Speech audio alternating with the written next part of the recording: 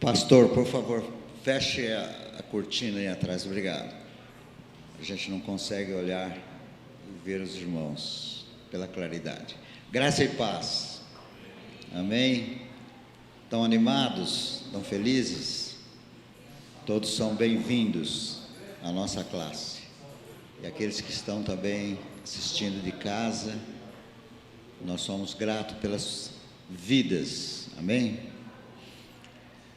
Até aqui nós estávamos estudando a oração do Pai Nosso, né? Estamos estudando oração não como uma atividade, não como um trabalho. Por exemplo, trabalho da igreja, oração. Mas estamos vendo a oração como relacionamento. A oração é um relacionamento, é uma vida, é o que nós somos. E estávamos vendo esses dias o Pai Nosso. O Pai Nosso é uma oração, como o pastor bem definiu, uma oração coletiva. Pai Nosso, já estamos dizendo. E todas as frases, todas as 7 orações que estão contidas ali, faz parte da coletividade. O pão nosso é o nosso pão, não é? Perdoa as nossas dívidas. Está claro isto? Hoje nós vamos para um outro tipo de oração. É a oração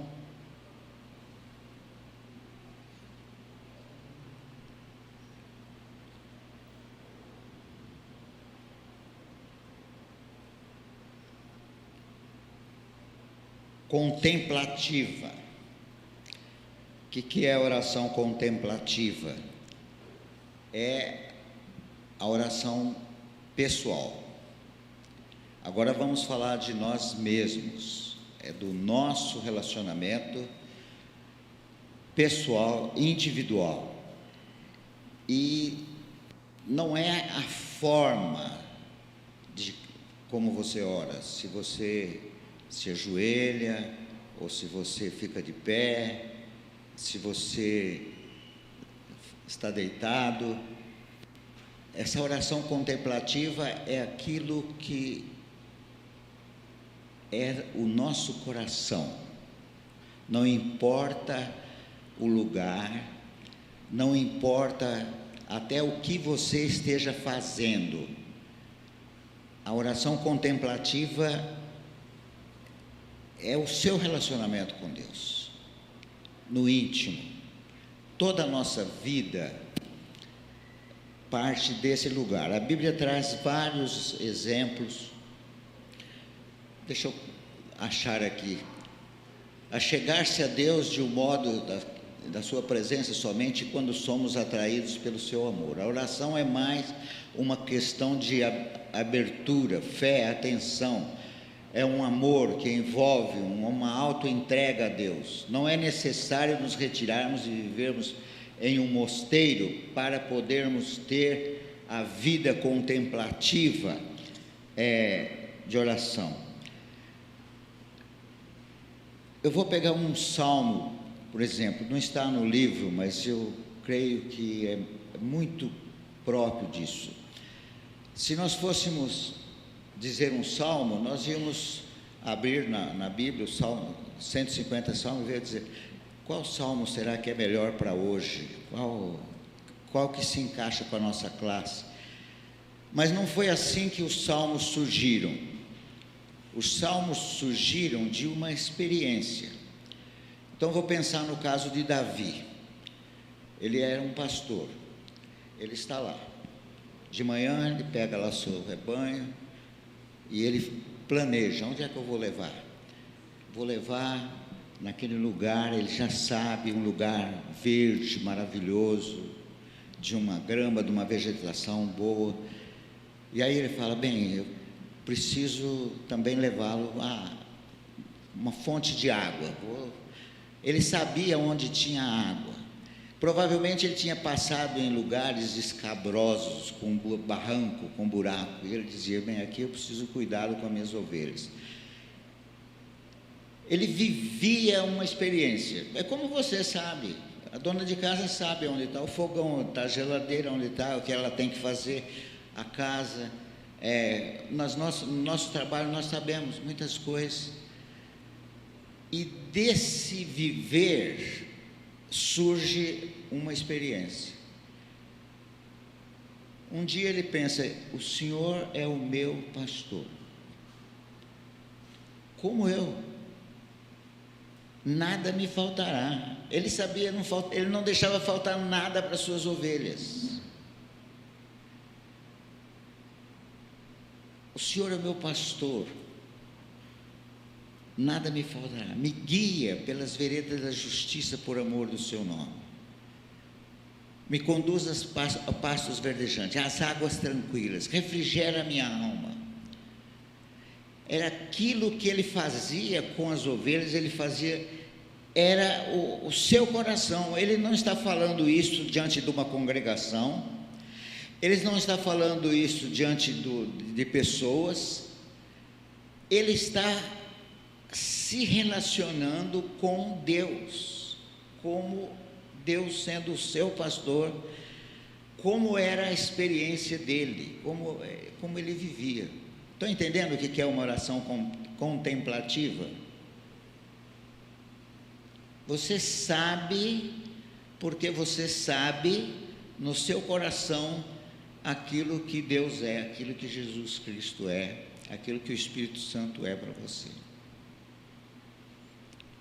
Então hoje nós pegamos esse salmo e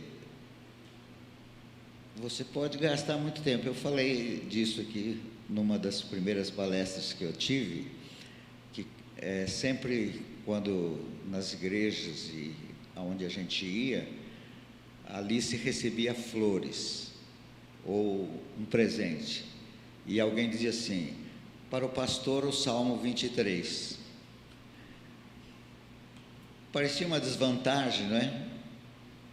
Mas eu comecei a tomar para mim: bom, se alguém está me desejando o Salmo 23, eu quero viver esse salmo, eu quero experimentar, é meu salmo, o Senhor é o meu pastor.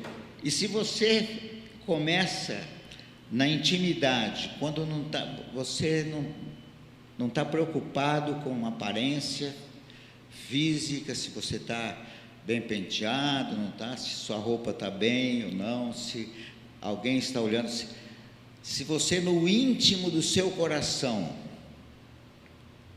você está nesta comunhão com Deus, isso é maravilhoso. Todo crente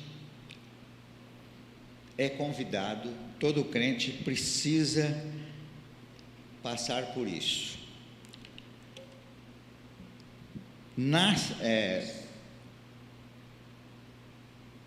Caminhar sobre essa estrada contemplativa é reconhecer que somente Cristo pode satisfazer os nossos anseios, tudo mais é apenas vazio.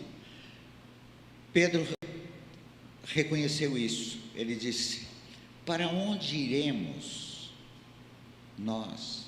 Só tu tens as palavras de vida eterna. Para onde iremos nós? Só tu tens as palavras de vida eterna. Tudo mais é passageiro, tudo mais acaba. Nós estamos preocupados com muitas coisas. Vocês lembram de Marta e Maria? É uma experiência boa para ser lembrado. Não é que o que a Marta estava fazendo estava errado. Uma dona de casa, se chega uma visita, ela quer preparar uma refeição, não é? Uma empadinha, uma esfirra, uma coisa gostosa, não é? Um bom café, uma boa mesa. Não é? Era legítimo. Mas Maria sentou aos pés de Jesus. E naquela ansiedade de Marta, ela começou a criticar a irmã. Eu estou aqui trabalhando tanto e ela sentada. Jesus, você não se importa com isso? Quer dizer, até tirando Jesus do lugar, querendo mover Deus do lugar de Deus, não é? E Jesus disse: olha, Marta, você está ocupada com muitas coisas, mas só uma é necessária. E Maria escolheu a boa parte, não vai ser tirado dela. Então, aquela comunhão, aquele dia, aquele tempo na vida de Maria foi significativo demais para ela, que não podia ser diferente.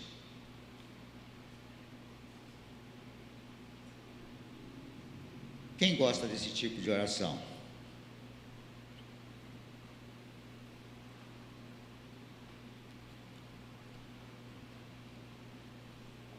Quando nós vimos sobre os temperamentos, tem temperamento que gosta mais desse tipo.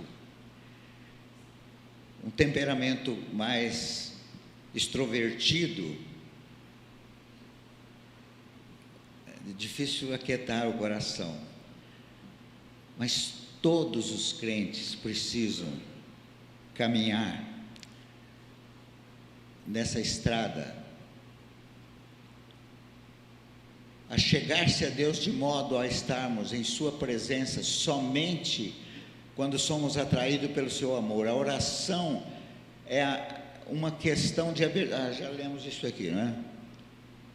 Estou voltando aqui, desculpa. Vou aprender.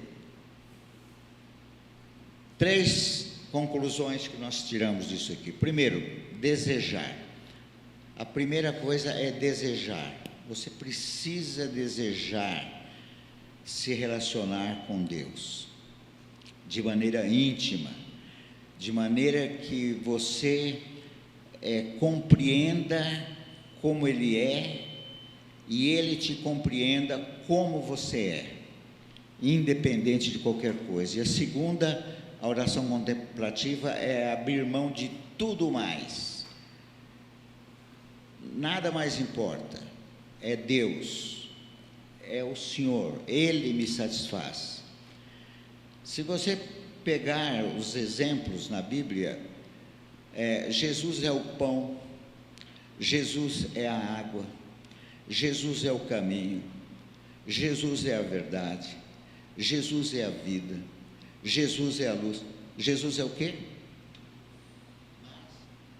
O que Jesus é? A palavra diz assim: se você tem Jesus, você tem tudo. A Bíblia diz que nele habita corporalmente toda a plenitude da divindade. O que mais você precisa? Nós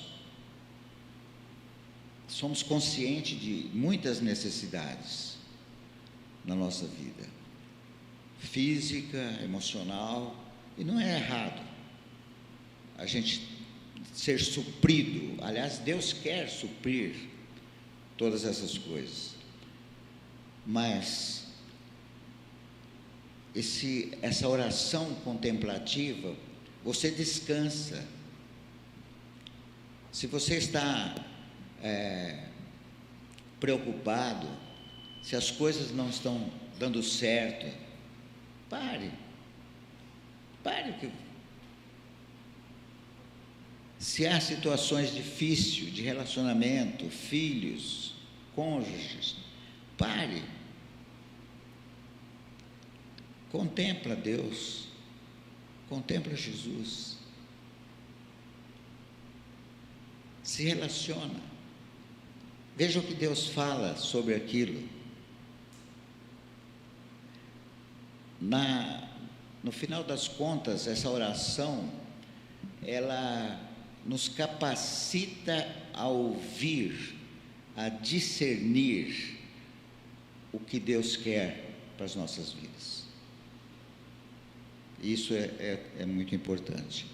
E, em terceiro lugar, é o reconhecimento do mistério de Deus. É como um oceano sem fim, inesgotável. Ele é inexprimível, inexorável e imensurável. Chegamos a essas três conclusões quando o seu amor habita em nós, convocando-nos em peregrinação e livrando-nos de tudo que possa retardar nossa caminhada a rumo a Deus. A vida do cristão contemplativo jamais pode ser tediosa. O sentimento de temor, assombro e ações de graça para sempre encherão o adorador de alegria e gratidão. Esse temor aqui não é temor, ter medo de Deus, mas é o temor reverencial. Esse Deus tão grande, tão poderoso, tão maravilhoso, tão extraordinário, tão sábio. Agora, você está com Ele. Ele está com você. E saiba uma coisa, você e eu é a coisa mais importante desse universo, a coisa que mais interessa a Deus.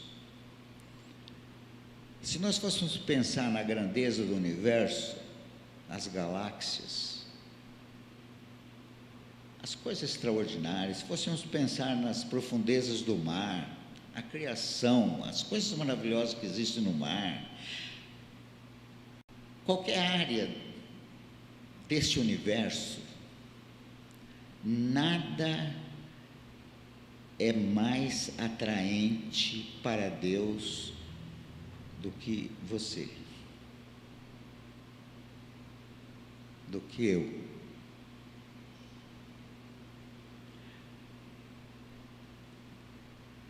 Quando Jesus falou aos discípulos por ocasião da última ceia, ele os chamou agora de seus amigos e não mais servos.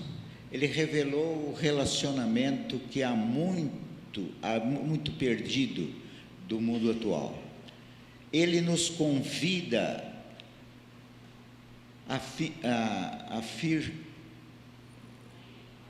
a ir com Ele para o deserto, de modo que nenhuma outra presença possa nos distrair da presença de Deus, e para que nenhum amor possa competir com o seu amor. Portanto, que essa amizade com Deus envolve. Portanto, o que essa amizade com Deus envolve? Nós vamos ver isso. Mas estão percebendo a diferença? Jesus, ao final do seu ministério, ele disse: vocês são meus amigos, porque vocês têm guardado a palavra que eu tenho transmitido a vocês. E ele diz: vocês são meus amigos se fizerem o que eu vos mando. Quando Deus criou o homem, ele diz: façamos o homem à nossa imagem, à nossa semelhança, e tenha o homem domínio sobre todas as coisas no universo, sobre os peixes, sobre as aves, sobre os répteis, sobre os animais. Tenha ele domínio. Veja que Deus está criando um ser para ele se relacionar, diferente de tudo que havia sido criado até aquele momento. Ele diz: façamos o homem à nossa imagem, à nossa semelhança, e tenha ele domínio. Deus não guardou nem o seu poder, mas ele deu ao homem. Estão percebendo? Como você é especial? E se não tivesse mais ninguém no mundo, tivesse só você, Ele teria te amado de tal maneira que teria dado o seu Filho Jesus Cristo por você. Porque a palavra ali, que Deus amou o mundo, essa totalidade, mas ele é a partir da individualidade, é a partir de você. Ele amou você, Antônio, ele amou você, ele amou você, ele amou a mim, ele amou cada um de nós. Então, essa oração contemplativa é vivenciar esse amor.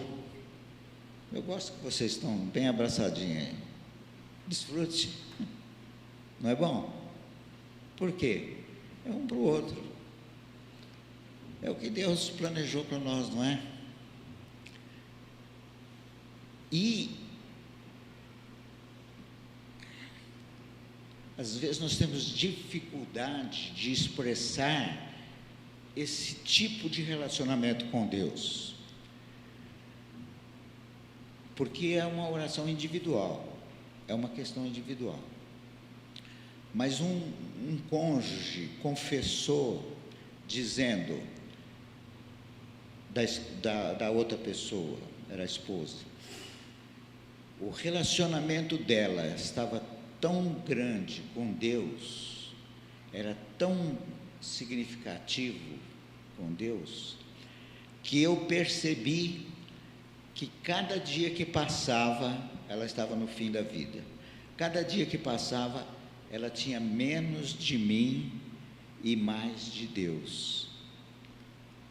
Até que ela foi.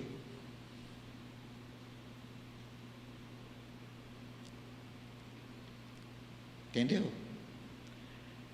Nós, como seres humanos, como casais,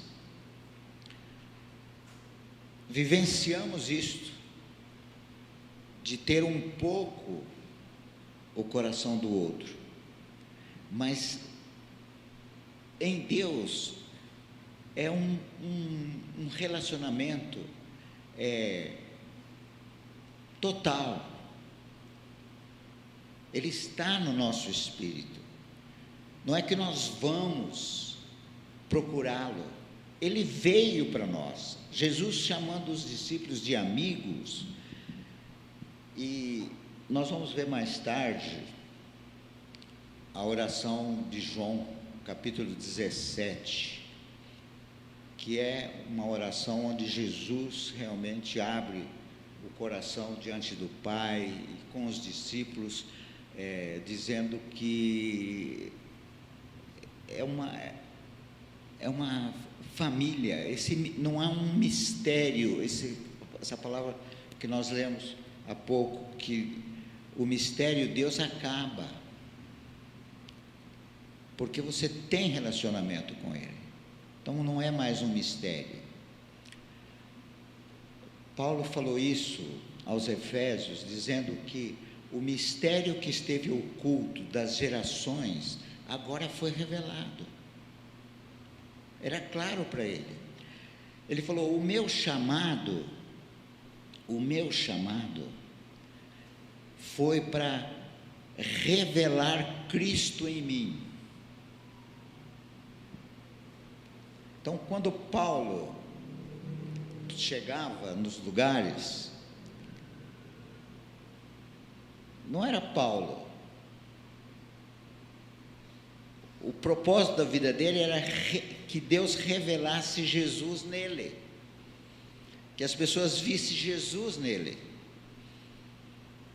Esse é o alvo da vida cristã, é ser confundida, a nossa vida ser confundida com a vida de Deus em nós. Isso é vida cristã, quando se confunde a vida.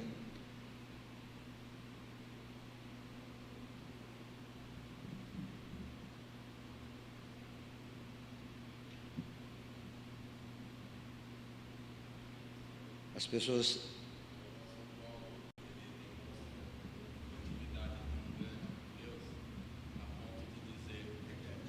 o apóstolo Paulo, ele demonstra uma intimidade tão grande com Deus, a ponto de ele falar: já não vivo eu, mas Cristo vive em mim. A ponto dele falar assim, pode até vocês mesmos serem os meus imitadores, porque eu sou de Cristo. E é nesse sentido que eu creio que a oração, ela faz com que a gente tenha esse relacionamento, essa aproximação com Deus. Então esse mistério, ele vai ser revelado a partir que nós mesmos venhamos a buscar. E sem busca não se encontra. Amém? Entenderam? Agora, não é privilégio só de Paulo, né? O mesmo Jesus está em nós e precisa ser manifesto em nós. Então, o crente tem que aprender esta realidade de ter a amizade despretensiosa. A verdadeira amizade não busca holofotes, em busca de títulos, reconhecimento ou recompensas do mundo exterior. Não é vista em todos os lugares e não se vangloria em toda e qualquer oportunidade. A amizade com Deus não é correr atrás ou receber aplausos do mundo. Pelo contrário, os amigos de Deus podem, com mais frequências, ser maltratados, como foi o próprio Cristo, quando foi chamado de amigo dos pecadores.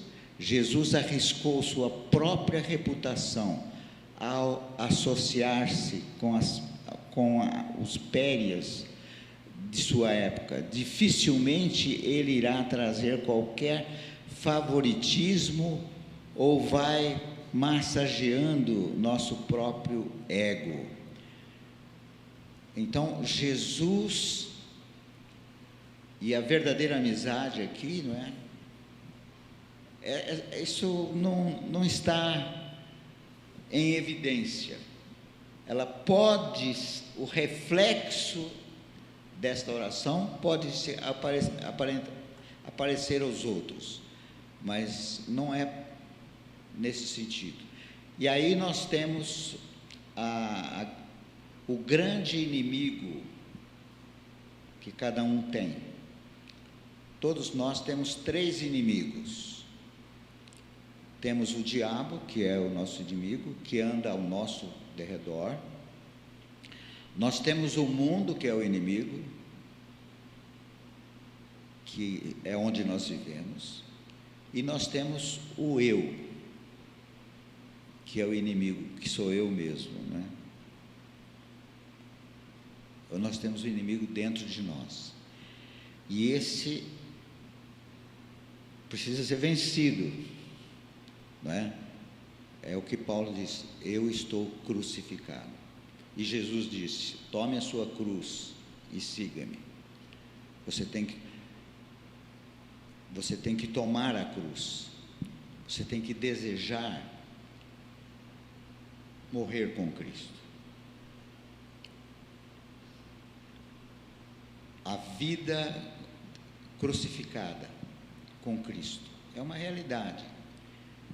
Quando Jesus estava com os discípulos, ele falou: quando eu for levantado da terra, significando que morte ele ia ter, ele diz: todos atrairei a mim mesmo.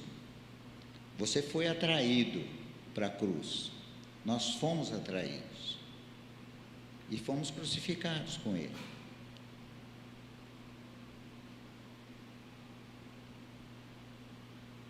Agora, isso precisa ser realidade na nossa vida quando nós tomamos consciência, não é? E nós negamos a nós mesmos e não confiamos em nós. Paulo falou isso também aos Filipenses, dizendo: bem que eu poderia confiar na carne. Se outro pensa que pode confiar na carne, eu ainda mais. Eu sou fariseu, eu sou judeu, eu fui fariseu, eu fui circuncidado ao 8º dia, eu sou da linhagem de Israel, eu sou da tribo de Benjamim. Tudo era muita vantagem. Mas ele disse: tudo isso eu considerei esterco, perda, por causa da sublimidade de Jesus Cristo.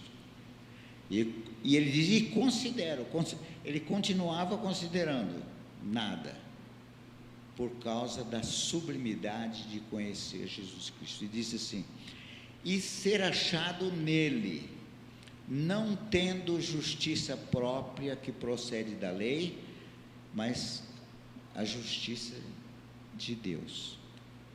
E ele disse, e quero que a vida da ressurreição apareça. A vida que deve aparecer em nós é a vida da ressurreição. É de nós sabermos que nós fomos crucificados com Cristo, nós somos sepultados com Cristo e nós ressuscitamos com Cristo para uma novidade de vida. Tudo isso nós aprendemos quando fomos batizados, né? Que saímos da água, significando a nova vida, para viver uma vida diferente. Amém? Alguém quer compartilhar? Foi boa a colaboração do irmão. As consequências dessa amizade, descobrir a amizade com Deus pela primeira vez, pode ser uma experiência tanto dolorosa quanto jubilosa, já que vemos a nós mesmos sob a verdadeira luz, muito possivelmente pela primeira vez também. O que aconteceu com Isaías? Diz, no ano da morte do rei Osias, eu vi o Senhor. E descreve como ele viu o Senhor.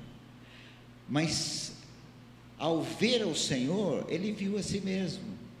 Ele diz, ai de mim, que sou um pecador, que sou um homem de lábios impuros, que habito no meio de um povo de impuros lábios.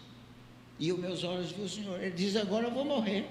Esse relacionamento com Deus, quando realmente nós experimentamos, pode ser chocante, pode ser, é isso que o autor está querendo dizer. A primeira vez a luz brilha e nós vamos ver áreas da nossa vida que, como o pastor falou na oração do Pai Nosso, né, na coletividade, isso a gente disfarça. Eu não quero pegar na mão da sua mão, eu vou pegar na mão daquele outro irmão, eu vou orar com aquele outro ali. Lembra que o pastor falou assim? Vamos orar o Pai Nosso. Você já olha assim, vamos dar as mãos para orar o Pai Nosso. Então você olha e diz, aquele irmão não posso, aqui deixa eu. Nessa oração contemplativa, se Deus se mostra santo, se Deus se mostra fogo consumidor, se Deus se mostra como Ele é, sua glória, você cai. João, quando foi arrebatado na ilha de Patmos, ele viu e caiu como morto. E todas as experiências na Bíblia mostram que isso pode acontecer quando nós vemos. E tudo que nós temos que fazer é aproveitar dessa amizade. Porque na amizade com Deus, Ele nunca vai ficar decepcionado com você. Já viu uma amizade que se perde porque você ficou decepcionado? Você não esperava.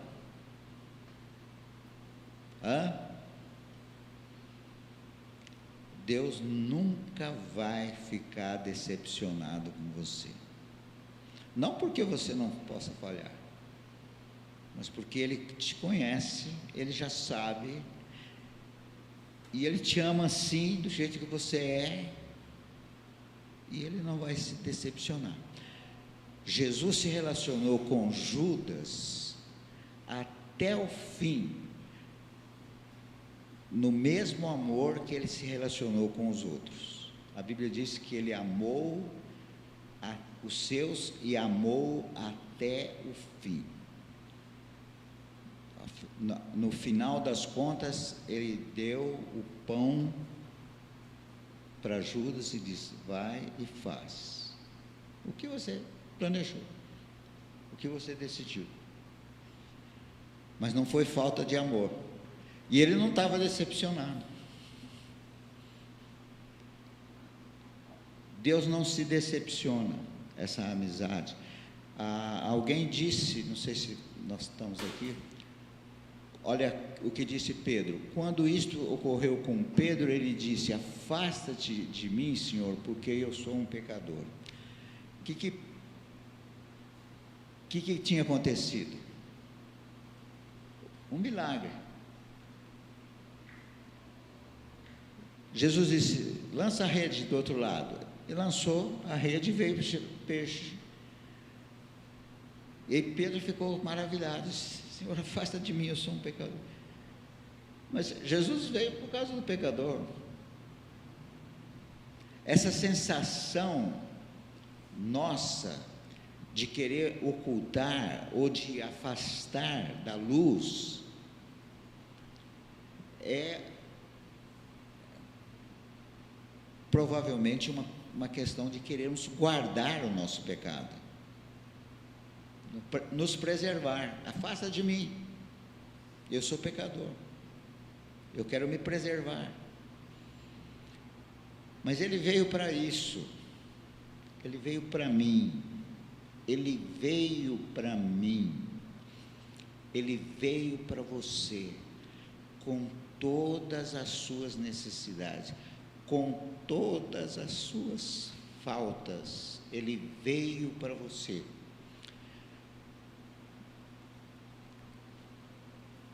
Ele sabe os seus pensamentos, ele sabe os seus sentimentos.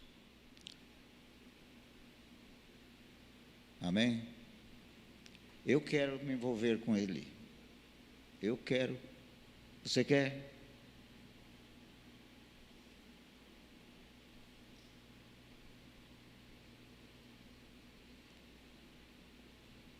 Quer a luz?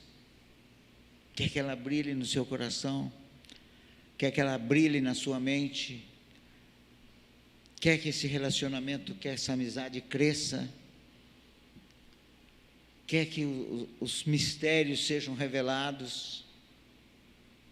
É a sua vida contemplativa, é a sua vida de oração, é aquilo que ninguém mais vê, só você. É particular, é confidencial. Amém?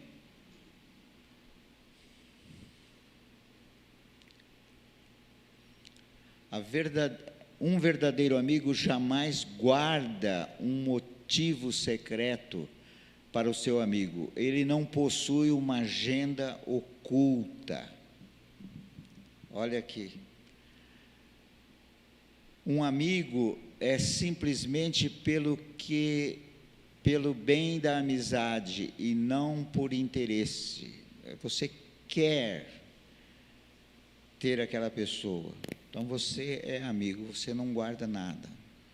Somente o amor de Jesus Cristo verdadeiramente nos liberta de nós mesmos. Jesus disse nesta ocasião: portanto, se o Filho vos libertar, vocês de fato serão livres.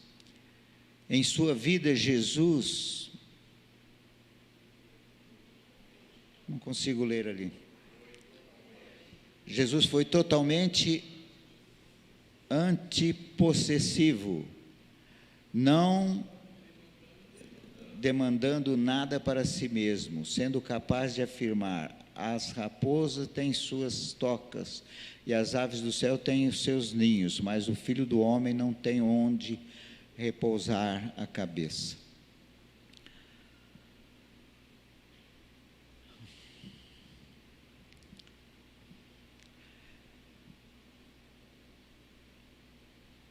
Vocês lembram do filho pródigo? ele voltando para casa, ele queria fazer uma confissão, ele queria uma posição na casa mais simples, uma posição lá de servo. O que o pai fez? Primeiro, abraçou. Parece que beijou também. Abraçou, beijou. Deu ordem para os seus servos: traz a roupa, traz o anel, mata o bezerro cevado. Vamos fazer uma festa, vamos nos alegrar, porque este meu filho estava morto e reviveu, estava perdido e foi achado. Amém? Então, este é o coração do Pai, este é o coração de Jesus, em busca do relacionamento, da amizade conosco. Então você não tem uma agenda secreta, que você tem coisas que você não diz, que você não faz. Ele já sabe, ele já te conhece. Jesus disse que ele não se confiava às pessoas, porque ele sabia quem era o homem, mas ao mesmo tempo ele confiava naqueles que a palavra estava fazendo um trabalho no coração. Tanto é que ele confiou a obra dele aos seus discípulos. Imagina confiar a obra aos discípulos. Eu acho que já contei aqui para vocês, mas vou repetir. Que quando Jesus voltou para os céus, os anjos ficaram admirados e quiseram saber como foi que Jesus passou aqui na terra. E Jesus contou como ele nasceu, como foi a vida dele, como ele escolheu os discípulos, como ele ensinou os discípulos. E então os anjos falaram assim: bom, então todo mundo está salvo? Eu disse: não, esses meus discípulos precisarão levar a mensagem a outros. Eles dizem: mas quem são eles? São reis, são pessoas cultas, sábias? Eles dizem: não, são pessoas simples, pecadores que foram chamados. Para dizer a verdade, um deles me traiu, um outro me negou, jurou que era meu amigo e me negou. E todos na minha ressurreição não creram, todos me abandonaram, na minha morte e ressurreição. E os anjos então estavam admirados, dizendo: mas o senhor confiou nessas pessoas, como vai ser? E Jesus disse: eu não tenho um plano B, esse é o plano. Jesus confiou neles. E Jesus diz assim: como o Pai me enviou. Olha nos céus, pense nos céus. 3 pessoas estão lá: o Pai, o Filho e o Espírito Santo. Eu vou salvar esses homens, vou salvar a humanidade. Quem vai? Jesus. Então, da Trindade, um é enviado. Então você pode dizer: ele tem todo o poder, ele é capaz, ele é poderoso. Agora, quem vai pregar a mensagem? Quem vai continuar pregando a mensagem? Jesus. Escolhe. Então quem escolheu? Fernando, é você. Rosa, é você. Tiago, é você. Juliana, é você. Paulo, é você. É você. Amém? Ele confia em nós. Ele confia em nós. Amém? É por isso que eu quero ter relacionamento com Ele. É por isso que eu quero crescer no meu relacionamento com Ele. Eu te desafio a ter essa vontade, a ter esse desejo, a gastar tempo, em vez de estar preocupando com as coisas, em vez de estar buscando tantas coisas. Dizem que nós temos cerca de 60 mil pensamentos por dia.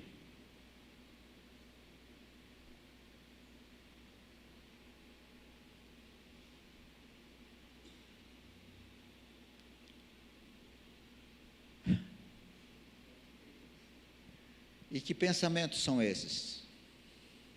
Hã?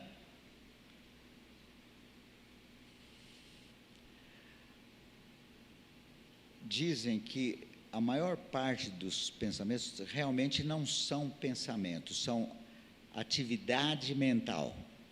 É aquilo que vai e volta, aquilo que vai e volta, que vai e volta. O que eu vou fazer? Ninguém me ajuda, eu não tenho solução. Essa dívida, como eu vou pagar? Como que eu vou fazer? O que eu vou fazer? Eu vou no banco, eu vou fazer, eu vou falar, ele vai responder, eu vou dizer, ela vai falar, ela não fez isso, ele não fez. Atividade mental. Como que é? É assim? É? E mente, boca e coração estão ligados. Você pensa, você sente, você fala. Pensa, você sente, você fala.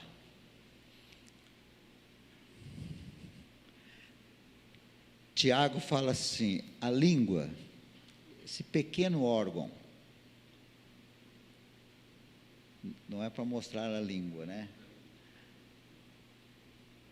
Quando nós mudamos, onde nós moramos, é quase sítio, quase zona rural. Então nós passávamos ali, perto de uma casa, e umas crianças, e sempre uma menina estava ali para mostrar a língua. Você é desse tempo de mostrar a língua? Eu nem pensava que existia mais. Quando eu era criança, a gente, quando não gostava de uma pessoa, mostrava a língua. E essa criança fazia isso. Toda vez que eu passava ali de carro, em frente à casa dela, estavam brincando, ela mostrava a língua. E hoje ela é moça. E faz pouco tempo ela mudou de lá. E agora, quando moça passava, eu cumprimentava. Eu acho que ela ficava sem graça consigo mesma, né? De ter mostrado tantas vezes a língua. Mas não é esse sentido. Tiago fala que a língua contamina todo o corpo. Contamina todo o corpo. Então, se ela contamina com coisas ruins, que Tiago está dizendo do lado negativo, Provérbios, que o pastor está desafiando a gente a ler, Provérbios, diz que Deus deu o poder da língua, poder de vida e poder de morte. Então Deus, Criador, Deus que nos criou a imagem e semelhança dele, Deus que deu ao homem toda a autoridade, deu autoridade à sua língua, para sair da sua língua vida ou morte.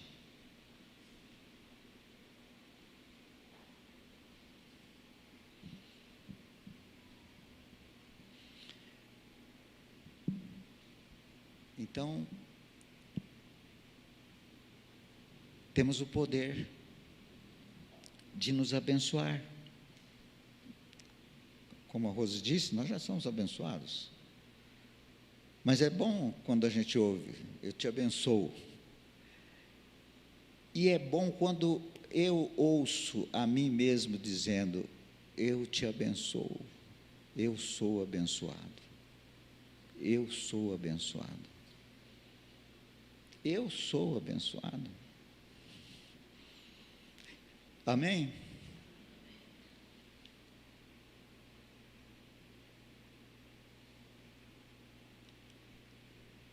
uma confiança transformadora. Com um amigo verdadeiro, podemos permitir, relaxar, baixar a nossa guarda e possibilitar a esse nosso amigo conhecer algo da nossa vida interior. Aqui é que está difícil, né? Porque nós todos temos uma reserva. Será que todos podem me conhecer como eu sou? Será que eu posso baixar a guarda?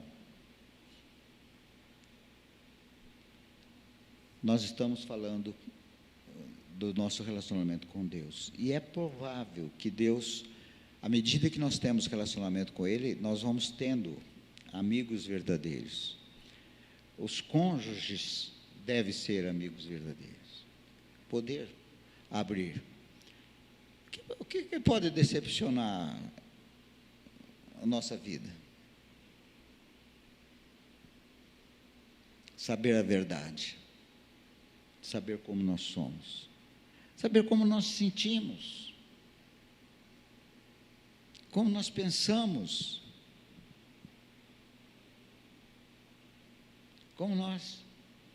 Por que nós agimos, por que nós reagimos.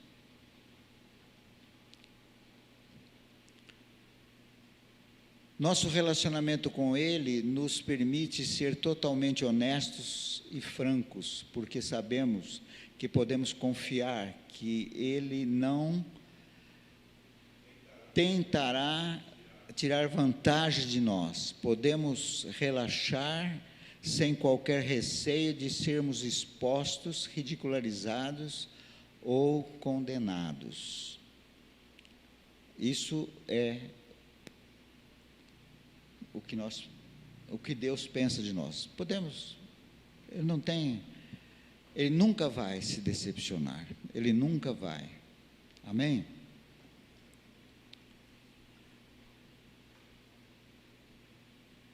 Obtemos uma nova confiança interior em Deus, jamais desfrutada antes. Somos conhecidos por Deus, e isto é infinitamente mais sublime que os limites do nosso conhecimento. Todas as nossas necessidades humanas, sejam elas emocionais, físicas ou espirituais, são cobertas pela confiança que agora desfrutamos com Deus. Então, isso vai nos fazer bem. Nós podemos nos entregar completamente a Deus.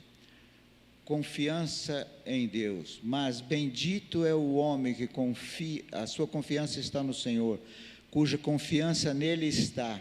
Ele será como a árvore plantada junto às águas e que estende as suas raízes para o ribeiro. Ela não temerá quando chegar o calor, quando as suas folhas estão sempre verdes. Não ficará ansiosa e no ano da seca não deixará de dar frutos. Eu gosto das ilustrações que a Bíblia traz sobre as árvores. Você vê a árvore, a parte visível, as folhas, o caule, o tronco, não é? Os galhos, as flores, os frutos. Agora, a razão disso tudo qual é? As raízes. Aquilo que não está à vista humana. É ali que está o segredo. Dali depende tudo. Então, a nossa vida sempre na Bíblia é comparada com isso. O Salmo 1 diz que bem-aventurado o que confia no Senhor, não é? Porque ele é como a árvore plantada junto ao ribeiro. E aqui Jeremias também diz isso. E Oséias diz uma coisa interessante. Diz assim, que Israel, nós, cresceremos como o cedro do Líbano e floresceremos como lírios. Olha, Qual a diferença de um lírio e de um cedro? O que Jesus disse dos lírios? Eles hoje estão verdes, não é? À tarde seca e acabou. Qual é a diferença, então, do crente para ser um lírio e ser um cedro? O que Deus estava pensando? O cedro tem umas raízes profundas, firmes. Então, a nossa vida de oração, nesse sentido, essa oração contemplativa, deve ser como o cedro. A nossa vida exterior, como o lírio. O que nós somos? Nada, não é? Nada. Provérbios diz: o amigo ama em todos os momentos. Jerônimo, o pai da igreja, escreveu: uma amizade que terminou jamais foi uma amizade. Nunca o deixarei, nunca o abandonarei. Um amor que permanece para sempre. Então, essa amizade com Deus não vai terminar. Amém? Aprendeu alguma coisa?